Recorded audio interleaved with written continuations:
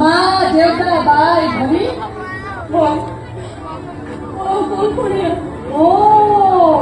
সেইবাবে সুবিধাখন ভাল হৈছে।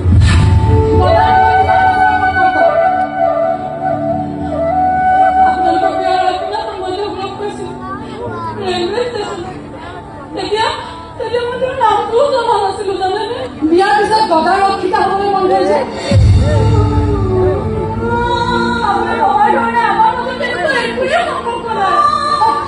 মই আপত্তি কৰিবলৈ অহা নাই, কেৱল চাবলৈ নিজৰ নৱবিবাহিতা পত্নী কেন্দ্ৰই মনে মনে লিপ্ত হবলৈ অহা এই সাৱধান কিমান বেছি বিষাক্ত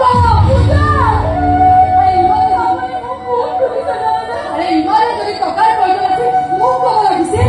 আপোনাৰ স্বামীৰ হাতত টকা নাছিলে বুলি মই কেতিয়াবাই জানিছিল। টকাৰ বাবে যদি সম্পৰ্ক নহয় শৰীৰৰ ভোক বুজে আপুনি কৰ্মভূঞা পত্নী, সেইবাবে মই আপোনাক শ্ৰদ্ধা কৰোঁ আৰু সেই শ্ৰদ্ধাৰে মই আপোনাক সন্মানপূৰ্বকভাৱে হাত জোৰ কৰি অনুৰোধ কৰিছোঁ, যদি পাৰে নিজৰ স্বামীক এবাৰ সুধিবলৈ চেষ্টা কৰক যে আচলতে সত্যটো কি। যদি পাৰে মানুহবিলাকলৈ কওক যে নিজৰ পেটুৰজনৰ ওপৰত আপোনাৰ বিশ্বাস আছে, নিজৰ স্বামীজনৰ ওপৰত আপোনাৰ বিশ্বাস আছে। আৰু যদি মই কওঁ যে মোৰ স্বামীৰ ওপৰত মোৰ বিশ্বাস নাই,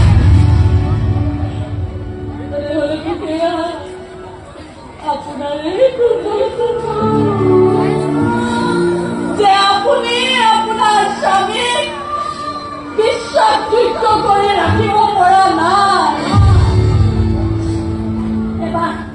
এবাৰ মাত্ৰ নিজকে প্ৰশ্ন কৰক যে আপোনাৰ দৰে ধুনীয়া এগৰাকী পত্নী থকাৰ পিছত মোৰ দৰে এজনী বজৰুৱা নাৰীৰে বজা জুপুৰিবলৈ আপোনাৰ স্বামীয়ে কিহৰ সুখ বিচাৰি আহিব? মই আপোনাক এই কথা পালে সদায় আপুনি তৃপ্তি লাভ কৰে। মানুহবিলাকৰ কথা প্ৰতিও নাযাব, নিজৰ সংসাৰখন এনেকৈ ভাগি নেপেলাব। আমাৰ মাজত তেনেকুৱা একোৱেই নাই। এগৰাকী নাৰী হৈ আন এগৰাকী নাৰীৰ শিৰৰ সেন্দুৰখিনি তুমি অপবিত্ৰ কৰিব নালাগিছিল। শিৰত এসোপামান সেন্দুৰ বাকি ল'লে এইটো কথা প্ৰমাণ কৰি দিব নোৱাৰিলে। তুমি তোমাৰ শিৰত সেন্দুৰ ঢালি নললেও মোৰ মানুহজনক তোমাৰ বুলি দাবী কৰি ল'ব পাৰা। মই দাবী কৰি লোৱাটো ডাঙৰ কথা নহয়, কিন্তু মই দাবী কৰিলেও আপোনাৰ স্বামীয়ে সেই দাবী মানি নলয়,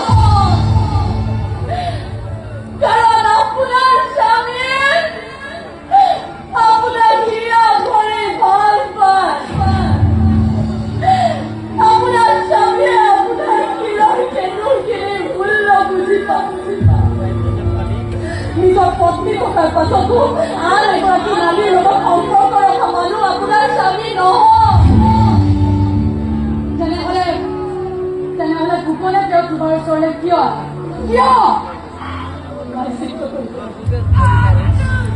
এটা সপোন দেখুৱাই পূৰণ কৰিব নোৱাৰা যন্ত্ৰণাবোধৰ পৰা মুক্ত হবলৈ আহে। তেওঁ সৎ নিষ্পাপ, সেইবাবে নিজৰ ভুলৰ প্ৰায়শ্চিত্ত কৰিবলৈ আহে। ইমান দিনে বুকুৰ মাজত এটা পূজা কৰি